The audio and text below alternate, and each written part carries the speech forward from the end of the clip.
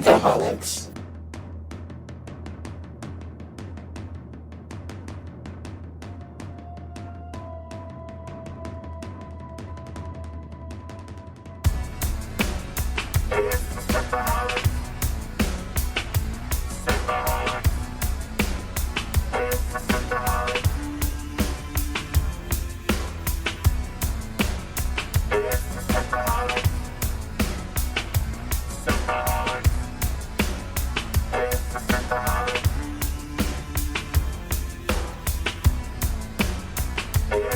Welcome to Synthaholics. Thank you so much for downloading this episode. Today we are talking about Season 3 of Star Trek Discovery and a whole overview. We have myself, Aaron O'Brien, and David Duncan. What's up, Dave? Hey, how's it going? And we also have very special guests. We have Stuart Foley from Trekyards. What's up, Stuart? Hey, guys. How's it going? It's great to be here. Yeah, it's our yearly tradition to have you. Usually we have you and Samuel on, but just our time things have been really wonky lately. So I know we usually have to record earlier in the day when we get Samuel on. But hey, Samuel, if you're listening. So, Stuart, we've got Season 3. I know you guys have been extensively covering it on your channel and breaking down all the little nuances from, the starships to uniforms to all sorts of aspects, and even breaking down the shows itself. Just quickly, what do you think? Is Season 3, does it pass the smell test? Yeah, it definitely stands up as far as Discovery goes. It's the best season out of the 3 so far. They've kind of got their shit together, I think. Mm-hmm. And the writing's definitely improved. So overall, we enjoyed this one a lot more than the last 2 seasons, for sure. Yeah. I would agree on a lot of that. There's this, I think, and we've been saying this since we've been covering all the episodes, the most visually arresting, probably series, period. Just beautiful, well done. And acting, phenomenal acting. Stories, this season's story, I think, is better, but there's some holes and there's some issues, but They still can't stop covering that ball with lube, though. The ball with lube? What are we talking about? The ball they keep dropping. The ball, They can't ever hang on to the ball. You're talking about the ball. Yeah. Yeah. Maybe if they deflated it a little bit, it'd be easier. Deflategate. Hashtag Deflategate. Yes. Star Trek Deflategate. Yeah, I enjoyed this probably better than most of the seasons. This is, like you said, Stuart, probably one of the better seasons. I think they can't keep a plot from meandering and going in weird places just for reasons. It's weird because the first 2 seasons there was definitely big writer room shakeups that we heard about. I don't remember ever reading any about that for Season 3, but either way, they can't tell a cohesive story from beginning to end. They kind of they do meander so much, and I just why? And then they try to do too much. That being said, this was the first season that they planned beginning to end. And I think that's very evident in the writing overall. I do see what you mean by meandering a little bit, but, we'll probably talk about that along the course of this discussion.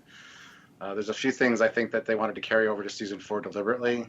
Mm-hmm. So I really wish Orissa was one of them. Osira. Yeah. Osira, yeah. Yeah, I really wish she was one of them. I kind of feel like they did too much in too little time. Her decisions just came out of nowhere.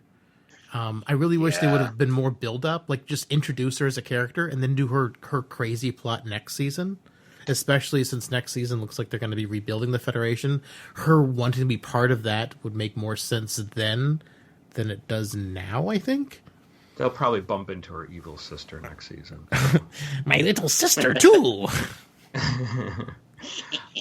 Yeah, I know. So, Dave, what did you think? Now we've had time to think about Season 3, and I know we've talked about every episode extensively, but, what is your overall feelings of Season 3? Overall, it is the most cohesive season when you look at it from start to finish. they talk about the burn, they forget about the burn for a long time, and they get back to the burn. So I mean, it does seem like they did plan it from beginning to end, but I just feel like there's a whole middle section where they just kind of like forget about the burn and go on just random adventures in the middle, which some of them were fun. Like the prison escape episode was a whole lot of fun. That was a lot of fun. I really enjoyed that episode a lot. Yeah.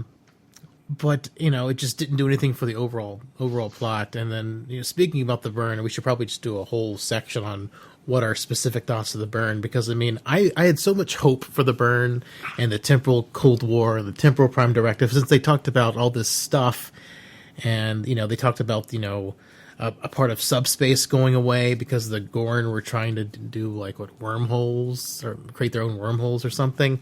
And these quick mentions in episode 1 that we never got any follow up on, which would have been super nice to have anything referenced beyond those tidbits. Like, what happened? Why did subspace collapse? We never got any of that. And I've been watching Trekyards, how they said, the beginning of the season, you guys were saying travel was super hard, communication was hard, they could only see, so far out. And then at the end of the season, it seemed like there was no issue anymore whatsoever. Well, let's take a moment and drill down on the burn. Let's talk about that, because I think that was a major plot device. And then I felt like we were just here's the reason. And I kind of felt like, that was it. I was expecting something more grandiose, something a little more nuanced. We got the introduction to the planet Navarre, Vulcan, that's been unified with the Romulans. I mean, that's a nice payoff for Unification Part 1 and 2. Spock, it was Spock's goal all along. It's nice to his see legacy. It's nice to see that it finally came to fruition. Yeah. I felt like the idea that Sokol is somehow some conduit because he was born by this dilithium planet, and somehow he can manipulate by his outburst when his mother died, and that caused the burn. I felt that was kind of lacking, and not that those things couldn't happen in the Star Trek universe, because we've seen weird things like that happen before, but it didn't really do anything for me in the end. See, I'm glad the reason for the burn was what it was. Because really? a lot of people, because it was a season-wide arc, they wanted it to be something grandiose. They wanted a bad guy of the week. They wanted the big baddie, some nefarious plot going on. I'm glad we didn't get that, because it felt very much like it's a one-off thing. It happened. It's not going to happen again. It's like a self-contained episode of TNG. Just imagine that they get a report that all dilithium went inert within a certain system or a certain sector. They go investigate, and that was the cause. You'd be like, that's a good episode of TNG. But it's not a good season. Stretched it. No, yeah, well, exactly. They took it and stretched it over the course of a season, and it's kind of but at the same time, I appreciated that. Big baddies don't work in Star Trek, in my opinion. It's like turning Star Trek into an action movie with the big baddie almost never works. 95% of the time, it just doesn't feel like Star Trek. Yeah. So I kind of liked that it was that. It was subverting our expectations a bit.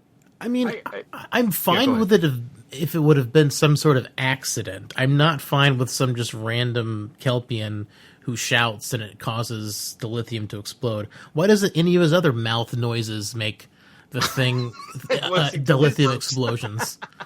Forget about his family and. He saw his family and crew dead on the floor, and then watched his mother die, and she looked like a zombie from radiation. It doesn't bother me in the slightest that's what caused the burn. We were predicting that halfway through the season, once we found out that well, not halfway, but when we found out about Sokol, it's probably from his mother dying. Right. I mean, he's pretty impactful. He seemed emotionally stunted for sure. I mean, we're introduced to him.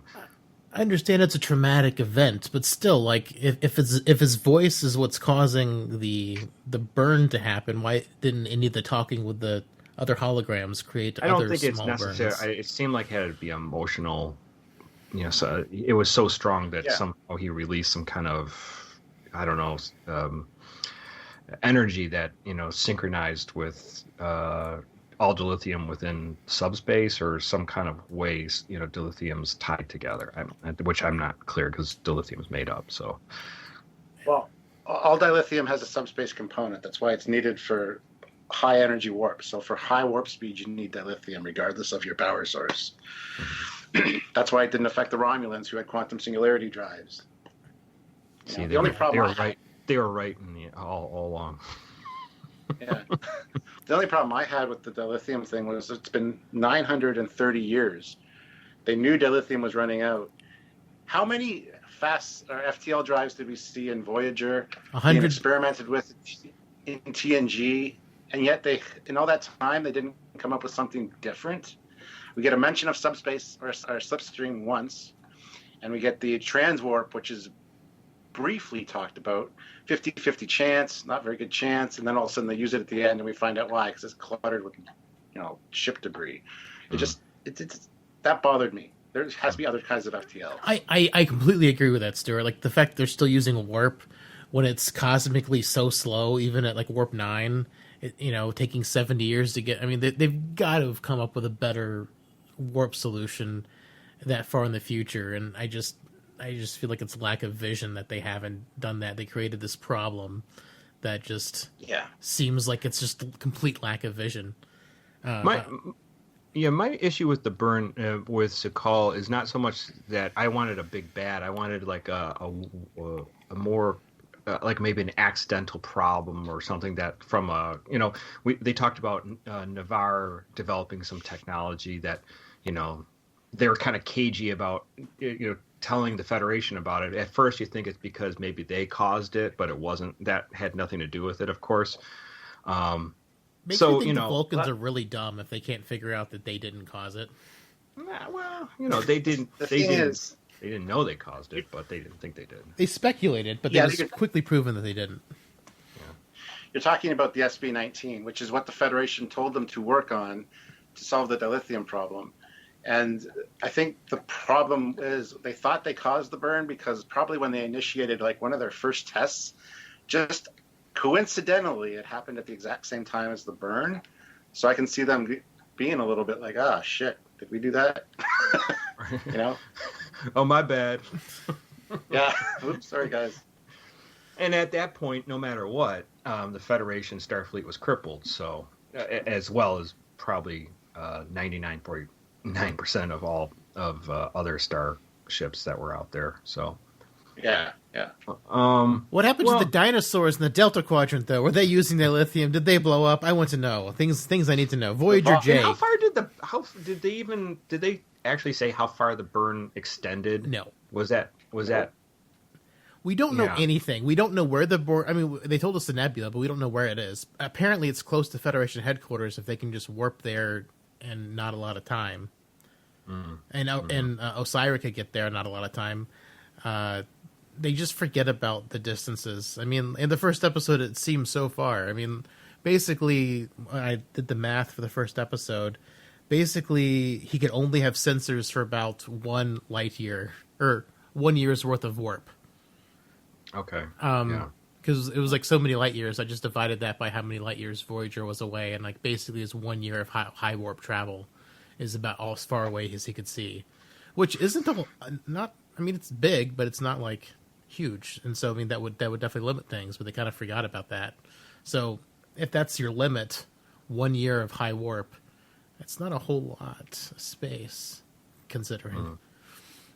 Yeah, it never said how far it extended, but like they didn't even say where Federation headquarters is now. I mean, it's still got to be relatively close to Navarre. We don't know where anything is, and the new Star Trek, they don't care to tell us. Yeah. I don't think they care about it at all, so they didn't bother figuring it out. I would have loved if the burn was some sort of accident that tied back to previous canon. I would have loved for it to be a temporal agent from the temporal Cold War to maybe cause the end of the temporal Cold War, or the Borg messing with Omega particle again. Like something. Like it would have been fine if it was just some big cosmic accident, but just some kid screaming, I was just kind of anticlimactic. That's where we were kind of like going for. We thought maybe it has something to do with the temporal Cold War. Maybe that has part of it, or or maybe it's the Omega particle. That was the talk, early chatter in the beginning of all this, but obviously that wasn't part of the plan. So Well, since we're talking about also Federation headquarters and stuff like that, let's talk about the Federation and also the Federation look and technologies that we're seeing. A lot of things I thought there was a lot of cool Imagineering, if you will, about new technology. I thought they hit some pretty cool ideas, like the comm badges that work as tricorders, and you can beam from anywhere. I thought that's that's a given. Let's go there because we're there, right? Programmable matter that kind of just like works around you however you plan to. I think that's fantastic. I was a little sketchy on ship design, and I was a little bit like, eh. The Star Trek visual language is dead. There's no callbacks to it at all, and that's disgusting. Even the Voyager J, it just looks like the Elon Musk Cybertruck, but just in space. Yeah. It's just sad that the visual language of Star Trek is just dead and buried now. Well, the problem is they farm out all the CGI to like these companies that have 15 other projects on the go. So somebody gets handed a sheet of paper, says, "I need 3 Star Trek ships. Go." And he's like, "But I'm a Star Wars." Oh, okay, fine. Right, yeah. It's not the same team, unfortunately. Yeah. I felt really uninspired by those ships, and I've seen certain places that people are like, "Well, this is fantastic, these ships." And I'm like, I think those ships are a little ugly, if you ask me. I don't expect that we're going to get anything from what we got before, and I don't know. It did nothing, and honestly, the refit to Discovery helped in some ways, but I still don't understand the detachable nacelles. Detachable nacelles. I don't really know what that does, other than maybe it doesn't cause stress on the rest of the ship structurally.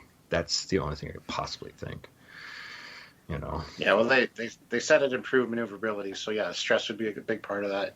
They do attach when they spore jump until they don't, and they also attach before they go to warp too. So the thing that kind of drives me crazy about the design philosophy was probably book ship the most, because it just breaks apart into 50 different pieces, and I'm like, why? How is that helpful?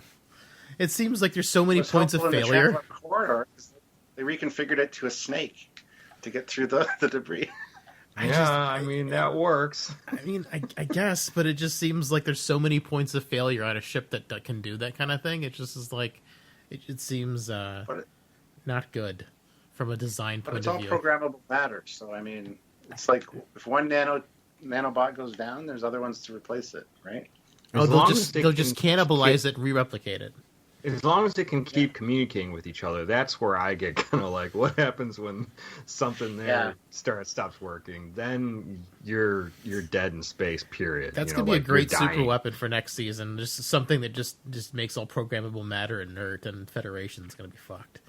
Yeah. Yeah. The Burn 2.0. Yeah. The Wrath of Sokol. I think he had his first orgasm. Yeah. That's going to cause some shit. Oh, that's great. No, he's not tied to programmable matter, so that's fine. But what if programmable matter gives him his first orgasm? Oh wow! It's like the first Kelpian fleshlight is programmable matter. Oh my god, what does that even look like? I know, right? So there were some things I thought they did really well for this season, and I would not even presume try to come up with technology that far in the future. Star Trek has been known obviously for coming up with these great ideas, and then we've implemented those ideas in the meantime. From tablets and stuff like that, and all sorts of things over the years, but they've tried to even go further, and that's hard to do. That's hard to imagine that far ahead. So, but yeah, I thought the ship designs were a little lackluster. I do think the refit of Discovery looks better. It looks great. And from the back, it almost has an Enterprise D vibe, where the neck is thinner at the bottom, it's wider at the top.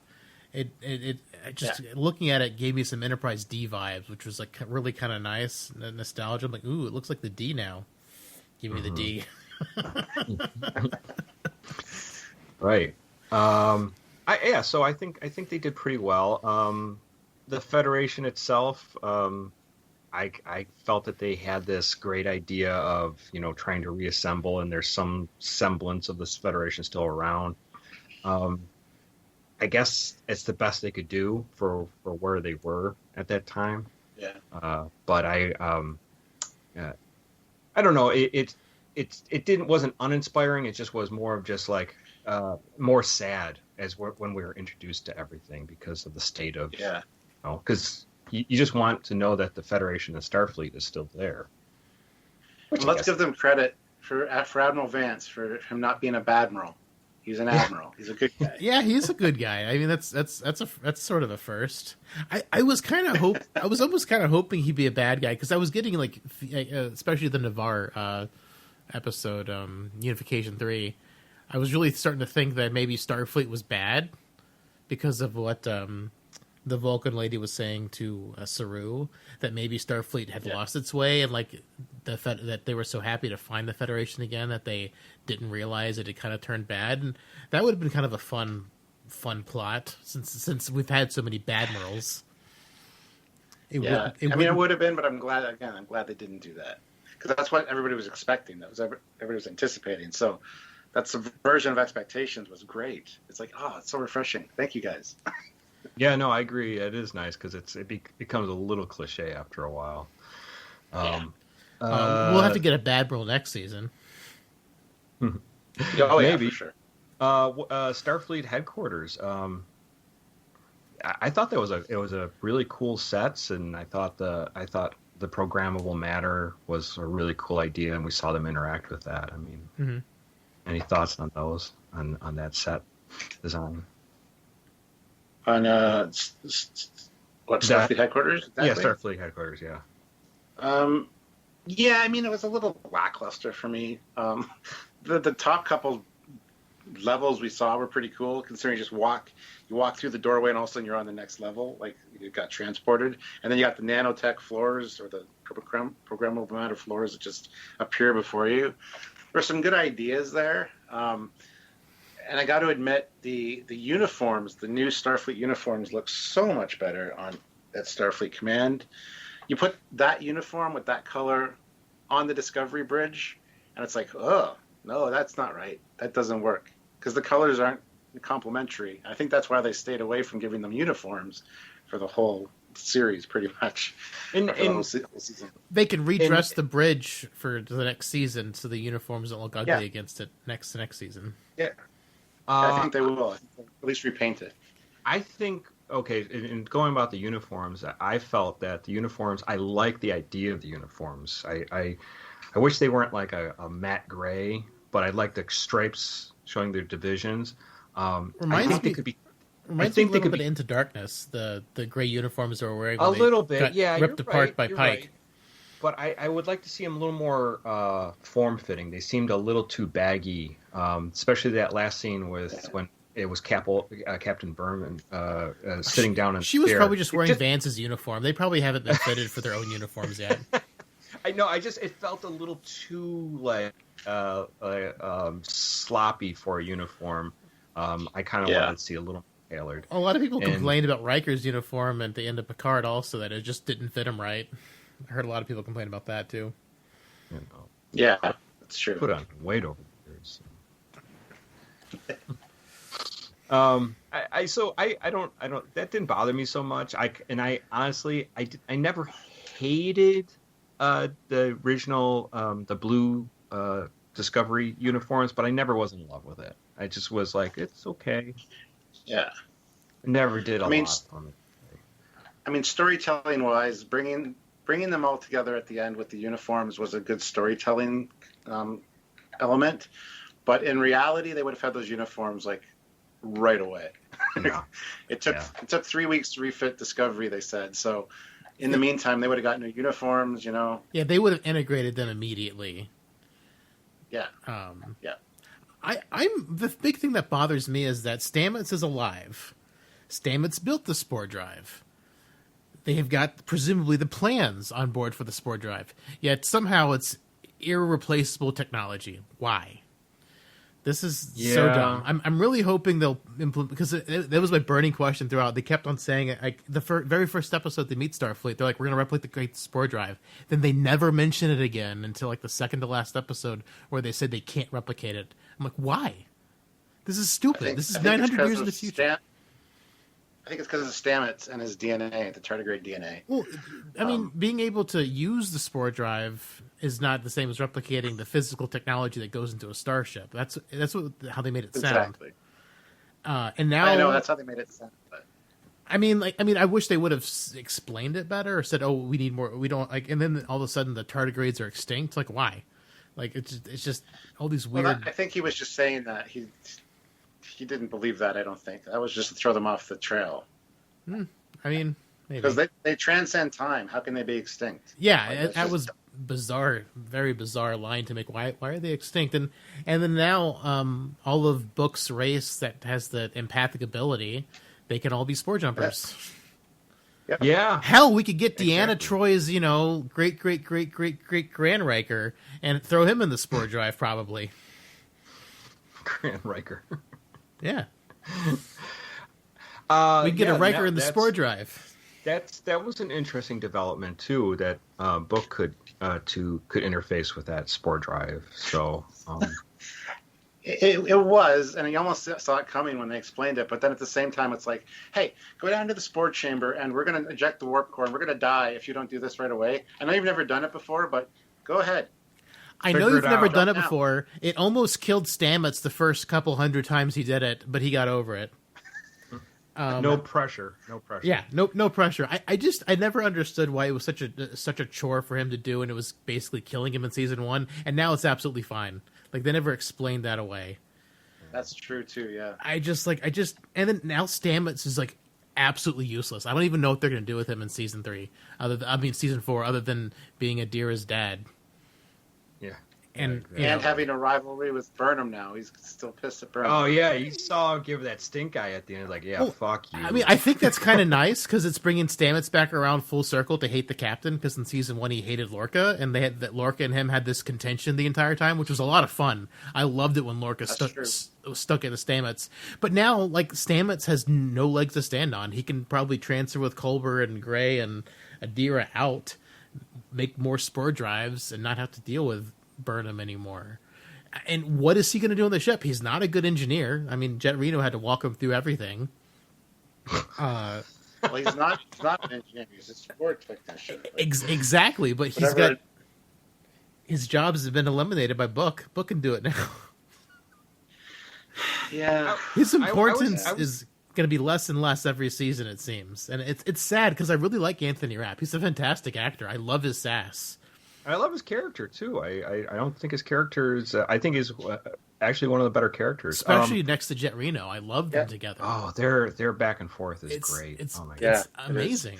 Yeah, Anthony Rapp's actually a friend of mine. He watched Trekyards, eh? Oh, really? That's awesome. He watched Trekyards when they were doing season 2 because he wanted to watch our speculation videos to see if we got anything right. And so when we went up to meet him in Vegas, I walked up to him and he's like, "Captain," and nods his head, and I'm like, "What?" And he knew who we were, which is awesome. So now I talk to him on the regular. He's like an hour away from me because he's in Toronto and I'm in London. So that's awesome. But yeah, it's pretty cool. And actually, it's funny because all day I had my business cards and my key card in my pocket. So after he said Captain, I go to hand him the Trekyards business card, and I handed him my room key instead. And he's like, "Oh, Captain Foley." Man, propositioning him. That's great. And then we started chatting, and we found out that he had actually watched quite a bit of Trekyard speculation videos early on. So that's awesome. That was interesting. I mean, that's really great. I love him. I love his character. I love his acting. I from a story standpoint, I don't know what they're going to do with him. Because, he was super important in season 1 because he's the only one that can run the spore drive. In season 2, now his job's been stolen. Well, let's talk about this because, talking about bringing off Stamets, obviously Stamets didn't want to lose Culber. That's what he was afraid of. And then at that point where I think it was the second to last episode, there's a tide. He gets ejected by Michael. Michael McLean Burnham. Yeah, kicks him off, and he obviously holds that against her, or it seems like it. That's that last parting shot. Mm-hmm. So obviously next season we're gonna deal with that in some manner. I'm assuming this is what I'm hoping doesn't happen. So, past season, I think season 2, when Culber confronts Ash Tyler, and they kind of had that fight in a mess hall. Remember that? I thought that was great. I thought it was awesome.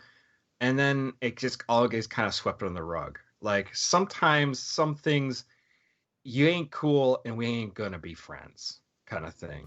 And I don't know if this is that level, but he did eject her. She did eject him into space.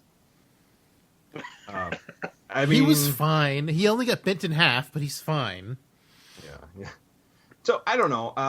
Thoughts about that? Like, where the maybe not morale, but like the dynamics between the crew and stuff like that.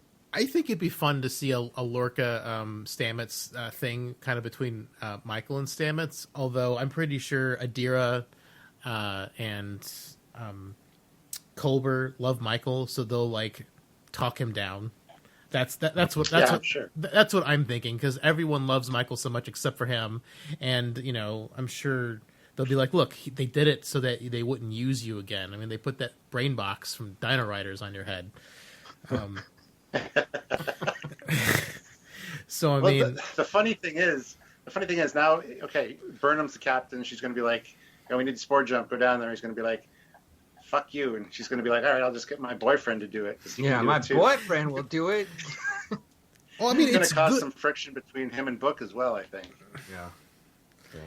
Yeah, they'll have to have a wild three-way. Book will have to, convince them that she's a good captain.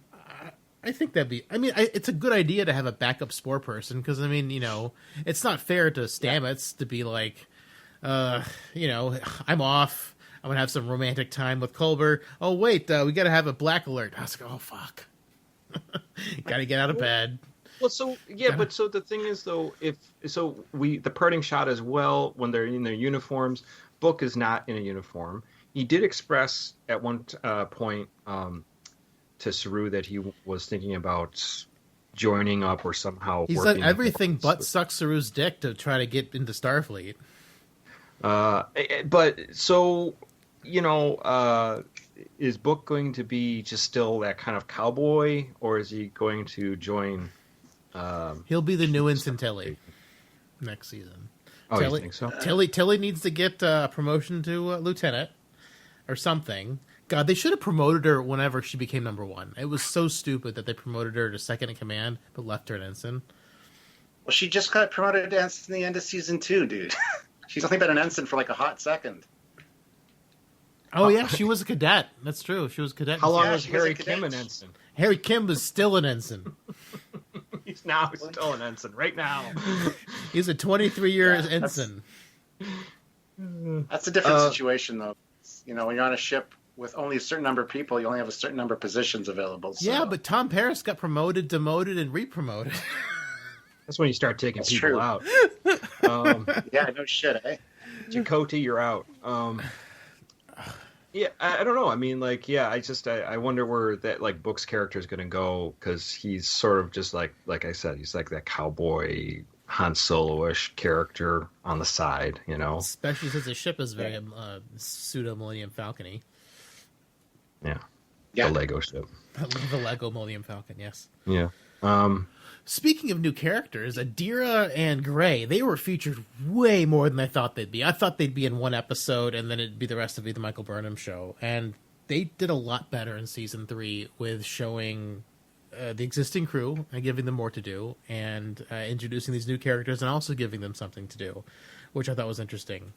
Although I don't buy Gray still being alive and being in a hologram, that threw me, and I still don't understand what the hell that was about. Because I would have loved to see all of her past lives that the symbiote lived with, so there's like an old guy, an old woman. It should be all or nothing, and not just Gray, because I mean we do have some thing where the Trills can expel their previous lives and put them into a different form. We saw in Deep Space Nine where Quark got to be a woman, Odo got to be Curzon. That was a fun episode. So there is some kind of like weird spirituality with the Trill and the symbiont, but this was just it was further outside the realm of believability to me, because it was just he just became a hologram all of a sudden. I was like, why? Like, it was a giant ritual in DS9 to get the other people's bodies to be inhabited by a past host. Yeah, but you got to remember, Deer is human, so the way he died and the quick transplant, he didn't have the symbiote for very long either. So who knows what's going on there? That's going to be a season 4 thing for sure with the way they built it up. Mm-hmm. And because even Dr. Culber says now that we know that the Deer is not fucking crazy with an imaginary friend, we'll do everything to get you back. So that's going to be a big thing. We're going to learn about that in season 4. Because I still think that Gray was killed deliberately. They're going to go to the mycelial network and find Gray there, and they're going to take him out like they did with Culber. Because the mycelial network is a nice little like middle ground between the living and the dead. It seems like it's like limbo or purgatory or something. Maybe they can find Gray there to bring him back corporeally. I was actually talking to a friend this week about Discovery, and he hadn't seen Discovery, and I was trying to describe the mycelium network, and he was like, "Why wouldn't they just use dark matter as a conduit instead of mycelium?" I was like, "I'm not really sure," and it never is. I mean, other than they describe what it is, I don't understand the mycelium network other than it's what they've the general parameters of what it is. Well, I think the dark matter is a good idea, especially since Tilly brought up dark matter in the mycelial network, which is another thing they never brought back up, which I'm really disappointed about. Like, so many neat things they brought up, and they just never went back to them with finding the alternative for using the spore drive. Because, I mean, if this mycelial network does move through dark matter, I mean, that would be kind of an interesting tie-in. But they've only connected the two in that one episode for like 2 seconds, and then it's never been back up because they took that chunk of dark matter, right. Yeah, so I mean, it could be tied to it, but they won't talk about it because they don't like getting into things like that. It's always been a head scratcher for me, and I don't expect them to have all the information, because it's obviously it's on the far edge of science. Dark matter itself is purely speculation. We don't know much about it. That it just there has to be something else out there that we can't quite figure out, because there's more. Basically, there's gravity holding things together that shouldn't be there. Well, yeah, there's more movement in the further away stars in the galaxy than there should be for the gravity. So that's why they think there's something else that's helping them move at the same speed as other things. Right. But the mycelium network would be nice if they had a little more backstory written into it too. I'd love to learn more about it. The most we got about the mycelial network was like the 3rd or 4th episode, where they go to the Glen and where they had the shuttle ride, and Stamets talked in depth about it, and that was all we got. Yeah. I really wish we got more technobabble that was really good and interesting in Discovery. They don't do it often. We get one episode that's got a little bit of technobabble that is good and interesting, and then they kind of shy away from it. Because these are all technobabble.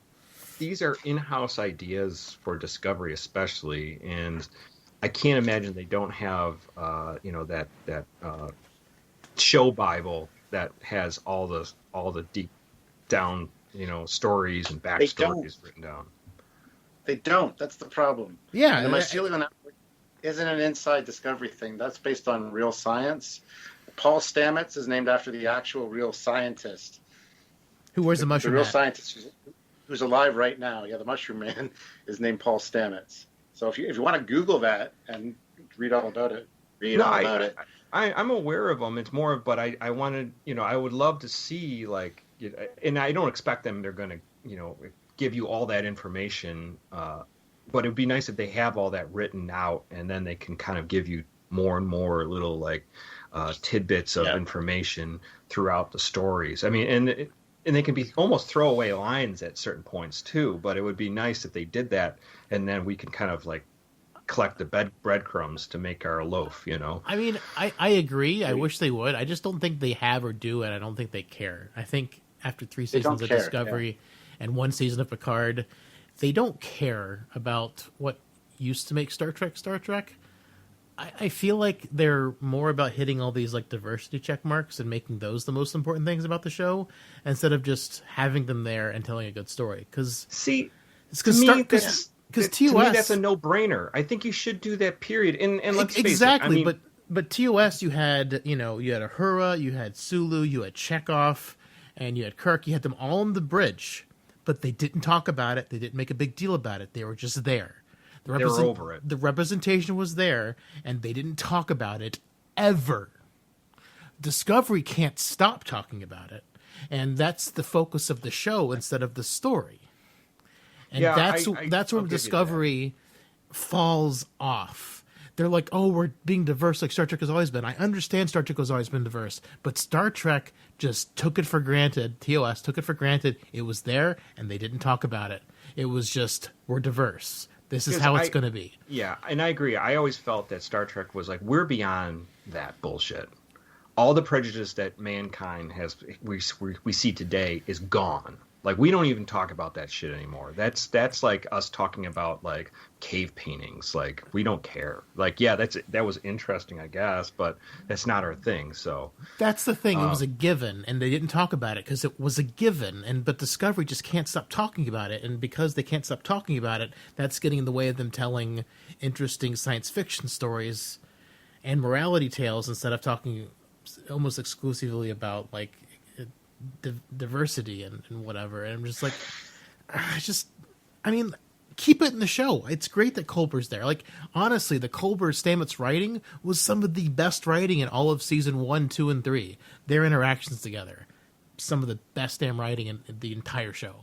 So I mean, keep it there, but just like focus on other things. Like tell the story and keep the characters, but just don't focus. I mean, like the whole Adira thing. They referred to her as she. They made this big deal that she was going to be this, like, this first non-binary character in Star Trek. They referred to her as she to the middle of the season. Then she's like, please don't call me she, call me they. They called her they for 1 episode, and they just called her a dear for the rest of the series. I don't think they referred to her as they or anything for the rest of the run. Yeah. So, I mean, like, it's like they made this big deal about absolutely nothing. If they would have just called her they if she would have just said it the first episode, they called her they the entire series, fine. But they didn't. So it just seems like a wasted opportunity. They just hyped this up, and it was nothing. I don't understand. I like the Adira character, too. I love her. It's an interesting character. She's a great character, but the politics built up around it was just like, it was built up, and then they only mentioned it once, and then they forgot about it. And it's like, but I don't know. And maybe, honestly, maybe that's to certain people that it means a lot to them. And I'll give that, it's room to breathe. But I agree. I think I always felt Star Trek was always like, it didn't matter, what your orientation was or your skin color or where you came from, as long as, you were working for, the Starfleet and you had the best intentions and you were doing your very best for your crew and, everyone else around you. Yeah, that's what I think is missing. That's all I always felt. Star Trek and New Star Trek. Nobody talked about anything else. I mean, sure, we have episodes that deal with it in some manner or form here and there. So yeah, the half black, half white faces, the Romulan versus Vulcan racism. I mean, it's all there in the show. It's still there, but it's used differently. Yeah, which is the genius of how Star Trek was, and I feel like New Star Trek is missing that genius. If we're gonna go down Outrage Avenue, outrage. what if we let's talk about I don't have outrage over it. I just want to talk about the character because it is polarizing. Is Michael Burnham? I think Michael has a lot of great qualities. The character, how it's written. I think Sonequa Martin Green is a fantastic actor. I mean, there's That Hope Is You Part 1. She kind of carries the whole episodes on her shoulders. I mean, it's all her, and she is phenomenal in the whole thing. My issue has always been, and I'm thankfully finally made her captain. The 3 seasons of putting her through the ringer to become captain kind of dumbfounds me in a lot of ways. Like, I understand they wanted to start off the show with a a view of not being captain, because we kind of see like Lorca, and he's just sort of this imposing figure, and you kind of go into his ready room, and you talk to him, and he's kind of like weird and stuff like that. And then you leave, and I get that idea that they're trying to do, but like Burnham had repeatedly proven herself over and over again to be fantastic and really good at what she did, and yet she kept on getting slapped down. And I got kind of like frustrated because other characters wouldn't be written this way. Sisko wouldn't be written this way. Kirk wouldn't be written this way. Picard wouldn't be written this way. And I kind of felt frustrated how they're writing her. So I don't know. Any thoughts on Michael Burnham, the character, and where she's come? She feels human finally after 2 seasons of wooden acting, or direction, I should say, because I was raised on Vulcan. I have no emotions. In this season, she's emotioning all over the place. Every episode, she's crying. At least she's more relatable now, and I'm glad. Like, she smiles, she laughs. It's like, holy shit, this is a person. I can relate to them now. Yeah. But it's 2 seasons of ill will for me. I don't like the character of Michael Burnham. That weird whisper talk she does all the time. Yeah, she needs to start talking a little louder once in a while. Yeah, everything's kind of like, do you realize what we're going to do? We're going to do this. It's like, relax. Just talk like a human being, please. Yeah, right. And I think making her a captain was probably a good idea. But yeah, the premise of the show was we're not going to be focusing on the command crew. That's what's going to make the show unique. That was the original concept. They lied because she was lower decks for 2 episodes before they put her back in the bridge crew. Yep. Because she was on the bridge crew for the first 2 episodes. And the next 2 episodes, she was lower decks doing science stuff. And then the rest of the season, she was on the bridge. So they lied about the premise of it being a lower decks type show. They lied about the season 1 being about the Klingon War when it was really about the Mirror Universe. And yeah, I mean, it's just a lot of bait and switch with Discovery, which I think has caused a lot of ill will for me personally.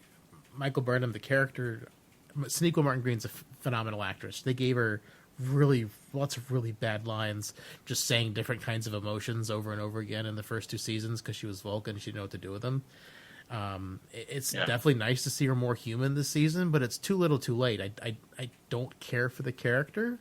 Maybe she'll be better as captain, but I just, I always joked and called the show the Michael Burnham show because everyone else got sidelined in favor of her. Yeah, you never saw anybody. It was just her jumping into action and be like, wait for us. I mean, she was like Leroy Jenkins. Leroy Jenkins. But the thing is, Picard show had less Picard in it than Discovery had Michael Burnham. And the show was called Picard. So it's like, the Picard show should be called the La Quinta Crew, and Discovery should be called the Michael Burnham show, since that's how they feel. Yeah, see, I like the idea of Michael Burnham in a lot of ways. I didn't like how they wrote her as constantly this tortured character and why she made the choices she made. I agree that at least this season they've made her more human. The crying thing, like you said, Stuart, that is gotta fucking end. Every fucking episode, someone's crying, and I'm like, are we Starfleet officers, or are we? Yes, we are, because they say that like they're in a fucking cult. We are Starfleet. We are Starfleet. Yeah, it is gotta be the most frustrating thing. I'm just like, and cue the crying, and what cue the cultism. Fuck? it just infuriates me. It's like we might see it once a whole series with anybody else, but we don't see it. I don't know. It's unbelievable. I mean, Paris cried I think Paris cried a little bit when he was turning into a lizard. But I mean, who wouldn't with the turning into a space lizard? I want to be a lizard. Which I mean, that's fine, and that's perfectly acceptable because it's a terrible episode. I'd cry if I was in that episode too. I mean, Picard cried in Family and Generations. Kirk, understandably so. And Kirk also, whenever he got in Search for Spock, and I don't remember Sisko crying. Not that he did a couple of times. He did a couple of times. Yeah, when he was Benny cried. Yeah, Benny cried. Yeah, but I mean, it was good reason. It was few and far between. Yeah. I don't know. It frustrates me because it's like I don't mind it if it was here and there, but it is literally every episode, sometimes twice in an episode, or if not more. And I'm just like the hugging, the crying. I'm like, oh my god. There's just such a lack of professionalism in the crew of Discovery versus everything else we've seen in Starfleet. Like they act like they're military officers in other parts of Starfleet. In Discovery, they're just like a bunch of kids like hanging out and crying. College kids. Yeah. Saved by the Bell. It's Discovery Daycare. It's a daycare ship. Yeah, our parents are scientists, but we just take the ship when they're not watching. Puppet babies. Well, that's going to be the premise of Star Trek Prodigy, isn't it? Oh my god! I always thinking, what was that show? The school bus, the magic school bus. Magic School Bus, yeah. That's the prequel. That's the prequel to Captain Planet. Yeah, I'm that wore thin on me quite a bit, and that's just writing. Honestly, it's just writing. I just don't know what they're thinking with that. So, yeah, I agree. It's just it's bizarre. Should we transition to the future? Yeah, let's talk about the future. What do we think is going to happen? I mean, I'm sure some of you guys have heard a little more, rumors. Midnight's Edge is contending that the series will be ending at season 3, even though they've announced the season 4. Freaking a week ago, Midnight's Edge put that out. I'm like, really, Midnight's Edge? Can you not fling crap? That's just bullshit news. They're ridiculous. I was talking to Anthony Rapp back in November 17th. He actually said he was talking to me from on set. So we saw Doug Jones shave his head, which he always does before he goes back. That was on Twitter. Anthony's on set in Toronto under lockdown right now because I talk to him regularly. So they are filming. So yeah.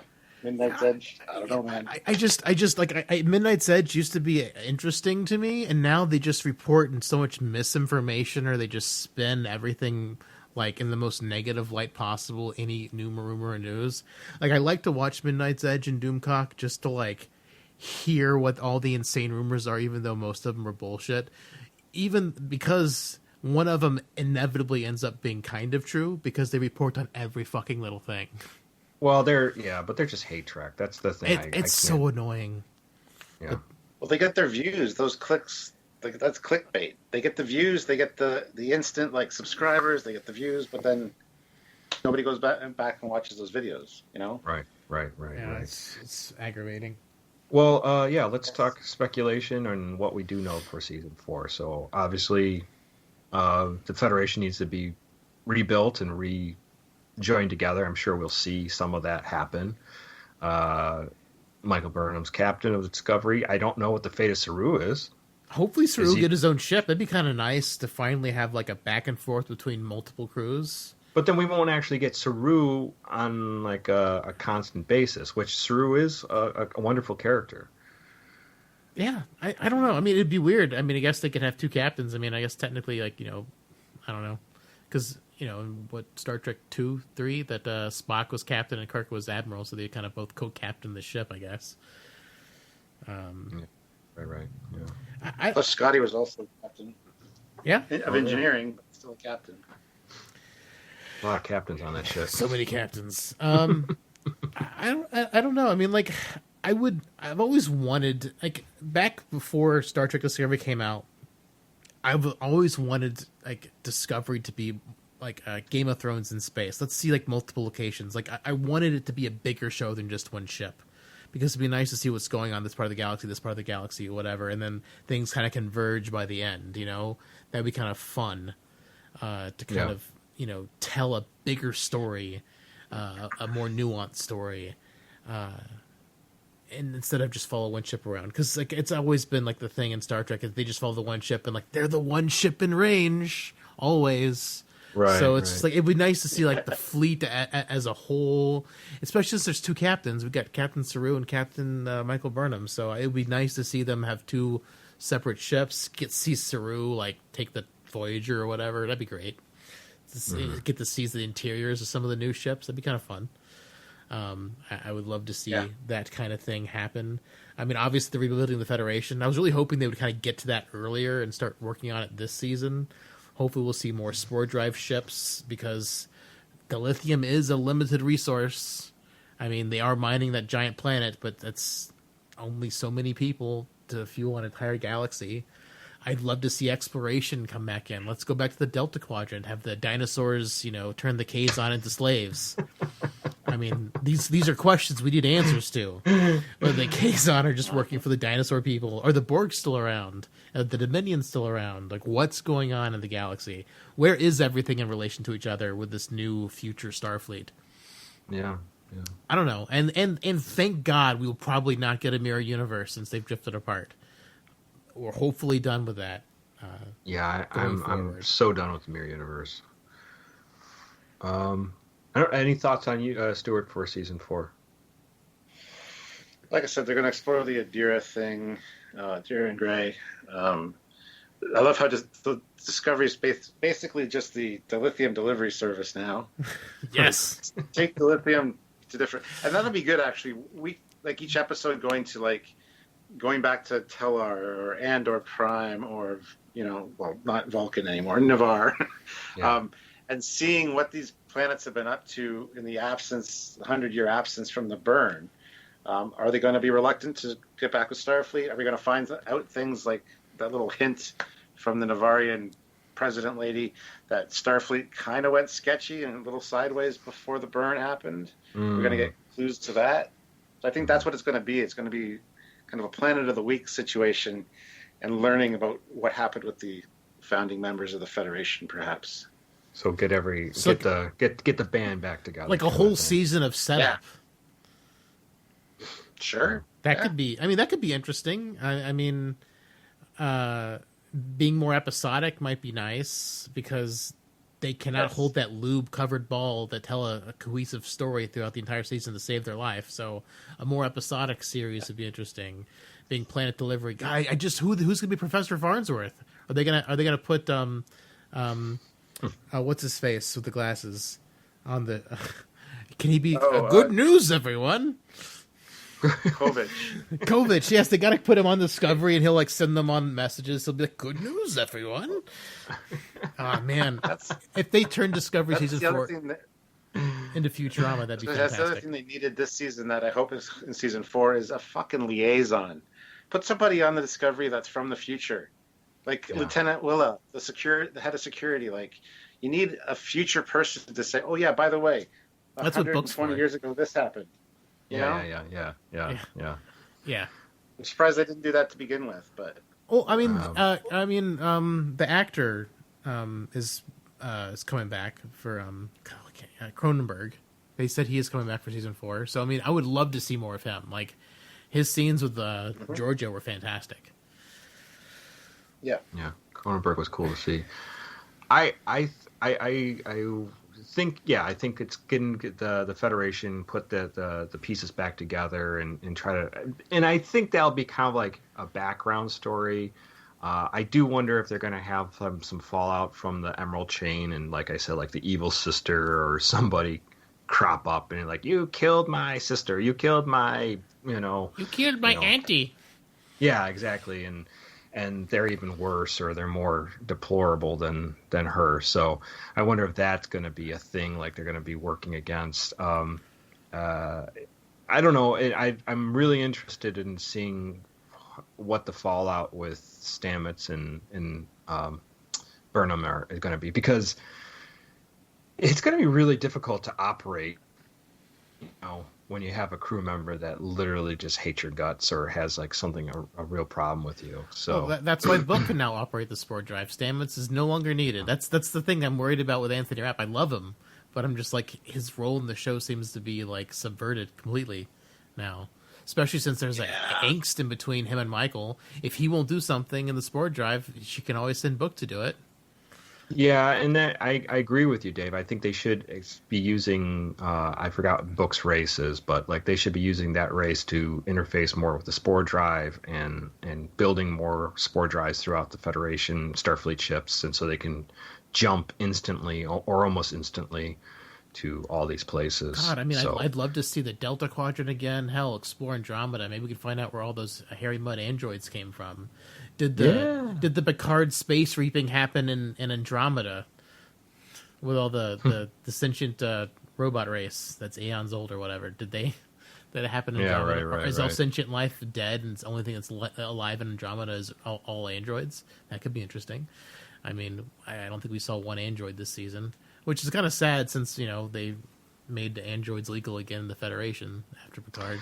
So the other thought is we're seeing Discovery and Spear data kind of like merge and become sentient in some way, which is interesting. It's been done before in different sci-fis, in different ways, of course. Heart of Gold and Hitchhiker's Guide to the Galaxy and Farscape sort of had like a sentient ship. Moya, she was a living ship. Yeah. So, we've seen things like that before. Say again? What about the short trek Calypso, where Discovery sits in a nebula for 1,000 years to have the artificial intelligence marinate? Yeah, exactly. Did they forget about that? And that's the old Discovery, too. That's not the refitted one, so... Yeah, something's up with that. Yeah, maybe that's just a fantasy, because maybe that's a holodeck program. Yeah, I don't really know. I don't know what that's supposed to be. So, there's a lot to. I just feel like the short treks just break canon in so many ways. I'm like, I don't understand why they even exist. I'm not excited about more short treks. Are there more short treks? I think I read they want to keep making them, and I'm like, why? These are just. I think mediocre. Technically it's a great idea. It's like a little thing to maybe advance stories. I always thought it'd be cool to tell like side stories of what happened in between plots. I think that would be a great idea, doing side stories. I just feel like short treks with CBS All Access way to be like, hey, look, fan filmmakers, you can do Star Trek stories in under 30 minutes and not be like full-length episodes. And I don't know. I don't think they've done it well yet, so... I don't think they're a good template for fan films to follow either. That was just kind of my take on fan films, trying to stick. I mean, that was always take on short tracks. I feel like they're kind of trying to stick it to the fan film guys. I don't know. That's just kind of the way I felt about them, because a lot of fan film people were crying out about the restrictions on they can only be 2 15-minute episodes or whatever, and they can't continue after that. Or they're guidelines, not rules, but tomato. Right. That's the way I felt about it. I don't know. I'm sure it probably wasn't intended that way. That's just how I personally felt about it after seeing them. They're just really bad attempts at making short form Star Trek, and I've not really enjoyed the Harry Mudd one. I probably enjoyed the most, even though it makes me upset, because was the Harry Mudd in TOS even the real Harry Mudd? Was it just an android? We don't know. Was the TAS one another android? Was it the same Harry Mudd? I mean, he recognized them, so it had to have been at least the same android. Does the android relay information back to the real Harry Mudd? I don't know. Dun, dun, dun. In the Marvel comics back, the actual comic books with the Avengers, when Ultron showed up, there was always a different Ultron that kept on reemerging. Mm-hmm. So it was like you could kill that, or destroy the one Ultron, and then another one would show up, because and same thing with different things like Brainiac and stuff like that. There'd be different versions of Brainiac and Superman and stuff like that. So Anyways, and it seems like they didn't know a lot about Harry Mudd and TOS, but it seems like that one Federation ship had like 60,000 Harry Mudd clones on it. So it's like, how come they didn't? I don't know. I like that short track because I love Rainn Wilson as Harry Mudd, but it just broke my brain for like, it just makes everything so uncertain about every other time I've seen Harry Mudd. Still haunts you. Yeah, so that's where I think it's a little bit of all those things. I would really like to see the Spore Drive be used for all Federation ships. I'm interested to see where they take Michael Burnham as captain, because now she finally is captain, and she can give the orders, but will she take all the weight of all the responsibilities on her constantly? So she won't be able to act like she has been, unfortunately. So I think she might lose the captaincy after like the third episode or something like that again. Oh yeah, that's probably par for the course, Stuart, because they'll be like, "You fucked up, you asshole," and then she'll be emo Michael Burnham again. Like, ooh, you delivered that to Varney instead of Navarre. Fuck you, Michael Burnham. You went to the wrong place. Yeah, and honestly, they kind of treat the character like that, which that frustrates the hell out of me. So, I mean, it's very possible. I honestly would not be surprised if they demote her immediately. Yeah, for some reason. Well, just to put Saru back in charge, because, I mean, they are probably not going to do the two-ship thing, because that's too much for them to do, so... And they'd have to design a whole nother ship, and those ships are yucky. That's why I was hoping they'd like pal up with the Voyager, because at least it's sort of, if you squint, is sort of the same shape as the other Voyager, kind of. Yeah. If you squint really hard and your eyes are closed and you imagine the original Voyager there. That's good. Cool. Well, I'm glad we could have this discussion. I did like season 3. I still think the writing is lackluster in some aspects, but it's gotten better, and I'm glad to hear that they've, as you pointed out, Stuart, that they plotted out this story from beginning to end this time, and not just kind of seat of their pants. I don't know how you could tell a story like this, a 13 to 10 episode series without having a full story worked out, at least pretty well fleshed out before you even start filming. So, I know there's reshoots and stuff like that for certain reasons, but I don't know. It doesn't make a lot of sense. So, I mean, the story has to be there. I really hope season 4 is like the Star Trek season 4. Like, I hope that quality just shoots up immensely, because that's usually where the quality just shoots up immensely in all the other shows. First 2 or 3 seasons kind of rough, and the 4th season it just becomes immensely better. Although in TNG, season 3 was really, I mean, I guess this season did get better anyway, but I just really hope we see that giant jump in quality from the writing standpoint. I just miss like bigger ideas in Star Trek. I rewatched the first episode of Deep Space Nine, and just like the idea of the prophets is so kind of mind bending. I wish there was more stuff like that in Star Trek, and I don't feel like they try to challenge the viewer very much in Discovery with interesting sci-fi content. I feel like it's all pretty basic and just really easy to consume, and like, I guess a little bit dumbed down in a way. Because, I mean, like, when you're trying to wrap the prophets are so far advanced, they don't even understand linear time because they're so far removed from it, because they're such an advanced race. Because they speak and they're trying to understand, like, it's like us trying to understand what ants do and, like, why they do what they do. Like, it's that huge step down that you're talking between these two different races, and that's interesting, and it's just fascinating, and it just, like... It reminds me why Deep Space Nine is such a great show, and I don't know. I just don't feel like there's anything lofty like that in Discovery or Picard yet. Well, I mean, we got Carl, from Guardian of Forever. Guardian Forever. I thought, but I mean that's a callback, of course. But I enjoyed Carl. I don't have a problem with Carl. I thought it was. I loved Carl, but I just wish we had like a more bigger things. Like, I don't know. Yeah, I agree. I wish Star Trek was heady. Like, Discovery and Picard have not been heady enough. And I really miss that like deep thought. Like, oh wow, it's always threat and response. I would like an idea thrown at you, and then you have to really chew on it, for a while. And like you said, the prophets were, fourth dimensional, or were they? They were. I think they had to be at least fifth dimensional. Okay. Because I mean, fourth dimension is time, right? So you have to be able to move. You have to be able to move through time like we move through space. So you have to be above the fourth dimension to do that. Right.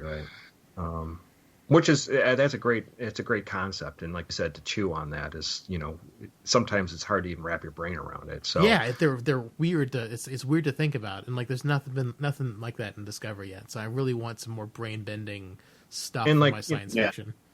And like I was talking about the mycelium network, there's so much you could get into that, and there's nuances that you could go into that. And, yes, they've gone to the mycelium network, and that's where obviously they recovered Culber there, but there's so much more to talk about there too. So I mean, and to me, Star Trek, it has action, but it's a lot about discovery of new places, new things, new ideas. Yeah. So that's what I want to see a lot too. So hopefully we get more of that. So what do you think, Stuart? I totally agree with you. I think the exploration aspect needs to be involved in season 4 and the episodic feel. And for fuck's sake, stop quadrupling down on the stupid with the turbolift caverns from hell. Oh my God. God, yes. Hashtag Planet Turbolift. Well, the thing is, people started using that Enterprise episode where they have Daniel's ship from the 29th century. Future tense. Yeah, and they show they drop the Hydra spanner, how it's bigger on the inside, and I'm like, well, maybe they did to Discovery. I'm like, well, bullshit, because season 1 and 2, we saw the stupid turbolift cavern, and they would not have had that 10 years before Kirk. Yeah, and in Pike's Enterprise as well. So it's on Kirk's Enterprise. Yes. Bullshit. Yeah, absolute bullshit. So, I mean, like, that's not a correlation at all. And we haven't seen inside any of the 29th century, and I'm pretty sure they forgot about it, because even Federation Headquarters doesn't seem very big, and there's actual windows to the outside. So you can see from the outside in that it's not a very big building. Yeah. And Stuart, you probably know the backstory or understand this better than I do, but, in past track from going forward from TOS into Next Gen and forward, they had people working on not just visual canon, but also with the ships and designing them and doing blueprints and stuff like that. Correct? Am I correct? They had people working on these things for Paramount and for different facets. Am I correct in assuming that? Absolutely, yeah. Like the technical manuals done by Rick Sternbach and Michael and Denise Okuda. Like if you look at the cutaways of the ships or the blueprints even that were released for the Enterprise D, you can see turbolift shafts because that's what they are. You know? Yeah. So they had the team, the cohesive team working behind the scenes to make sure things made sense. Sometimes they were a little hit and miss, but overall, the good 90% of the time, things made sense. I mean, we saw Jean-Luc sing Ferris Janko with a bunch of kids in a turbolift shaft. So I mean, because if they had lost power in Discovery's turbolift, if they were moving along, they would just fall for like 30 minutes and die. Yeah. Right. There's no logic towards that. That's what's bothering me about Star Trek. It's the new Star Trek Discovery and Picard. They're moving more into the realm of science fantasy and more out to the realm of science fiction. They're turning themselves into Star Wars instead of staying with what Star Trek is. It's like night and day between The Mandalorian and Star Trek, where The Mandalorian just doubles down on what Star Trek has always been, and then Discovery and Picard are trying to reinvent the wheel, which is not something you should do. You should lean in hard to what you are. I don't know. I just don't understand. Like the design philosophy between The Mandalorian and Picard are just baffling, and Discovery just bafflingly different. And I just because I've said before that the great thing about the Mandalorian is that they don't even have to explain anything. They just put a certain alien or a symbol or a certain type of blaster or spaceship. People know what it is. I mean, they're like, oh, I know what that is. I know what that. And there's a whole backstory that you don't even have to get into. They just by showing it, and that's and amazingly enough, yeah, the X-wings, the interior of the X-wing looks exactly like it did in 1977. You know why? Because it's a period piece. Of course it does. Don't change what you know. Don't get me started on the refit or the Discovery Enterprise. Yeah, it's a great ship. Should have been in the JJ film, in my opinion. But for Prime, that's just bullshit. They did it right in Inamir Darkly. They did it right in Trials and Tribulations. They did it right in Relics, where they showed the bridge on the holodeck. So why the fuck are they fucking it up now? Yeah. Oh, that's a big sticky point with me. Yeah, it's bad. And like my theory on that is that all Star Trek beforehand was told through the eye of a unreliable narrator, and therefore and because of Sisko, because all of Star Trek except for Discovery is tied to at least Next Gen, because Next Gen you've got Riker going back into basically being a hologram. Like Enterprise is all a hologram, and you know Riker was also on Deep Space Nine, and Benny was on Deep Space Nines, and then Voyager was on Deep Space. And everything connects back to that. And if Benny wrote Star Trek through the lens of the 1950s, then all of Star Trek has been told through the eye of an unreliable narrator, because Benjamin Sisko goes fucking crazy in the last season of Deep Space Nine. So maybe Benny is also crazy.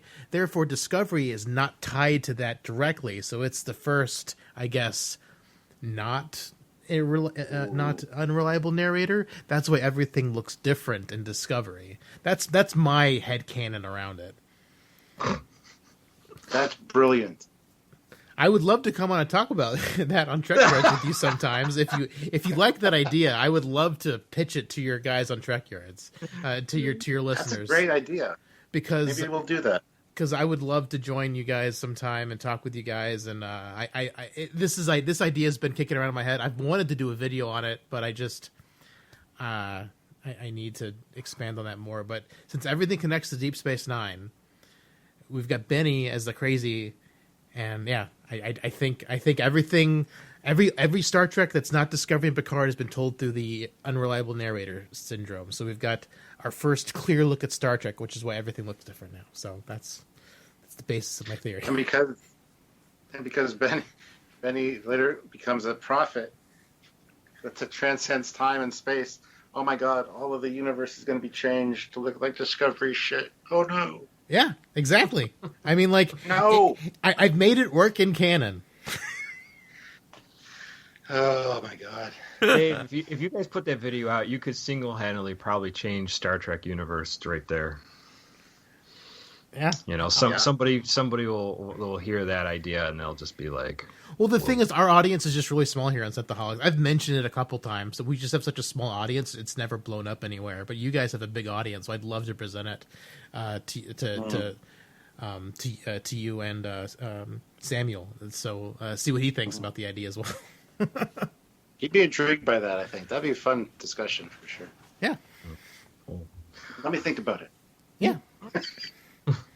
Well, all right, guys. That's a wrap for season 3. It was a fun ride. I did enjoy myself. It wasn't as always with new Trek. It's never exactly everything I wanted, and nothing blew me completely away. That's the downside. So. I agree. I'm waiting to be blown away by Star Trek. I want it to be good and great. Yeah. We need a Dave Filoni and Jon Favreau Star Trek show, I think. Well, what's Manny Kodo says he wants to come back and do some more Star Trek. For the love of God, put him on Strange New Worlds or whatever. That would be amazing. Yes. Yeah, absolutely. Because, I mean, season 4 of Enterprise is some of the best Star Trek they did. Manny Kodo blew it out of the water, so I would love him to come work on Discovery, make it better, or have him on Strange New Worlds from the get-go. I would adore that so much. I agree. If that does happen. Strange New Worlds I'm excited about, period. So. Yes. Cool. Well, let's wrap it up, guys. Stuart, if people don't know where to find you, let us know. Let our audience know. Look us up on YouTube, Trekyards, all one word. We've been going for 6 years now. We have 2,000 plus videos. We like doing lives every week. We usually do like 3 or 4 a week. When there's new Trek on, we do lives pretty much every day. But 23 weeks of new Trek is over now for a while, so we'll be getting back into TNG, Voyager, DS9 reviews, and just general live chat discussions. Plus, we always release videos every Saturday on ships and tech specifically. That's what Trekyards is all about. So, yeah, look us up on YouTube and also find us on Facebook. We've got some good Facebook groups as well. So, lots of places to find Trekyards. Yeah, you guys have a fantastic channel and a great Fleet Yards Facebook is another group. one, right, for Facebook groups? Yeah, Fleet Yards is our sister show. It's all sci-fi ships, essentially. Trekyards is obviously Star Trek. Fleet Yards is everything else. Very cool. Very cool. As for us, you can find us on Facebook as well. Go to our Facebook group, Synthaholics. You can email us at synthaholics@yahoo.com. You can hit us up on Twitter at Synthaholic Duo. And if this show is something you want to support, please go to our Patreon, patreon.com/Synthaholics. Guys, thank you so much for listening. And Stuart, thank you so much for coming on the show and thank you so much, Stuart. talking Trek. Yeah, well, thanks for having me again. I'm looking forward to coming on here after Prodigy is over to talk about that. Yeah, for Magic sure. School Bus. I want to see Janeway with a whip. It's like, I killed Tuvix. I will not hesitate to kill any of you little I motherfuckers. will kill you. So you Actually, want to with a whip? yeah, I can see her with a whip. Me too. Dominatrix. Dominatrix Janeway. You know, I'm sad there was never a Mirror Universe episode where she like cloned Tuvok and Neelix, joined them just to murder them. Oh my god. That's great. Like she just murders. She murders a couple a day just to take her rage out. It's like, yes. Oh my god.